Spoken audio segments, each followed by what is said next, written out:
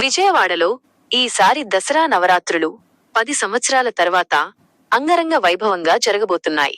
10 సంవత్సరాలుగా విజయవాడ దుర్గమ్మ గుడిలో జరుపుకునే ఈ నవరాత్రులు ఒక ఎత్తైతే, ఈ సంవత్సరం నవరాత్రులు ఇంకో విశిష్టత ఉంది. ప్రతి ఏటా నవరాత్రులు 10 రోజుల పాటు జరుగుతుండగా, ఈ సంవత్సరం సెప్టెంబర్ 22 నుంచి అక్టోబర్ 2 వరకు జరుగుతున్నాయి. ప్రతి ఏటా 10 అవతారాలలో అమ్మ దర్శనం ఇస్తే, ఈ సంవత్సరం మాత్రం 11 అవతారంలో కాత్యాయని అమ్మవారి అవతారంలో దర్శనమిస్తున్నారు. ఈసారి దసరా నవరాత్రులు 11 రోజుల పాటు జరుగుతున్నాయి. దీనికి కారణం ఏమిటంటే, 10 ఏళ్లకు ఒకసారి తిథి మార్పు వల్ల అమ్మవారు 11 అవతారంలో భక్తులకు దర్శనమిస్తారని ఆలయ వేద పండితులు చెబుతున్నారు. ఈసారి కాత్యాయని దేవి ప్రత్యేక రూపంలో అమ్మవారిని దర్శించుకునే భాగ్యం మనకు లభిస్తుంది. 10 ఏళ్లకు ఒకసారి మాత్రమే ప్రత్యేక అవతారం ఉంటుంది. సెప్టెంబర్ 25న కాత్యాయని అమ్మవారి రూపంలో దర్శనమివ్వబోతున్నారు.